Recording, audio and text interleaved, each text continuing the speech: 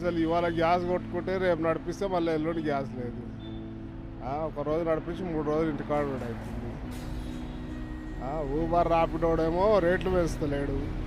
మరి 54 రూపాయలు ఉన్నది ఇలా 100 రూపాయలు చేసిండు గ్యాస్ ఆడు. మరి ఎట్లా మరి దీని మీద రేటు పెంచరు, గ్యాస్ దొరకదు. దీని మీద గవర్నమెంట్ ఏం చర్య తీసుకుంటుంది? గరీబ్ వాళ్ళకి ఏం సాయం చేస్తుంది? ఆటో డ్రైవర్లకి ఏం సాయం చేస్తుంది?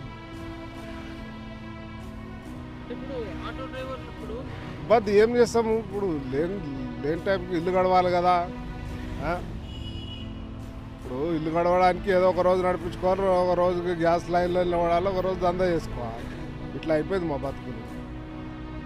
గ్యాస్ రేట్ పెరిగినందుకు మాకు గ్యాస్ రేట్ తగ్గిస్తలేరు. మరి ఊబర్ ర్యాపిడో వాళ్ళు రేట్లు పెంచుతలేరు. ఇదే పాత రేట్లే ఇస్తారు 12 రూపాయలు. గవర్నమెంట్ ఎందుకు యాక్షన్ తీసుకుంటలేదు?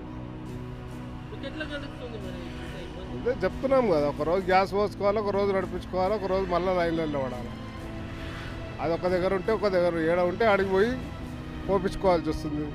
ఇప్పుడు నేను రామంతపూర్ నుంచి ఇక్కడికి వచ్చిన గ్యాస్ రామంతపూర్ లేదు, చాదరగట్లేదు, ఏడలేదు.